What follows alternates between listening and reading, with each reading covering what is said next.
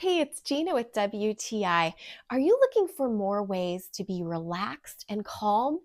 Well, if that's the case, then you absolutely need this Japanese soaking tub. I got this handcrafted, hand polished tub from JRYTIN, and it has completely exceeded my expectations.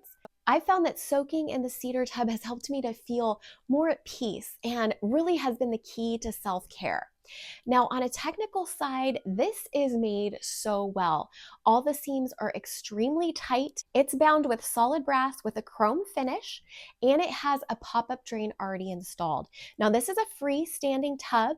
You could use it in your shower, or like me, I have this set up in a calming area, and then we attached an extra drain line to it. And this has actually worked really, really well. This is 34 inches long, 23 inches wide, and 30 3/4 inches tall. I'm 5'4", 140 pounds, and I found that I only need to fill the tub halfway with water. I gotta tell you, this is very comfortable. I can sit with my knees up, I can sit cross-legged, I can scooch down so that I can reach all the way up to my neck or even dunk down.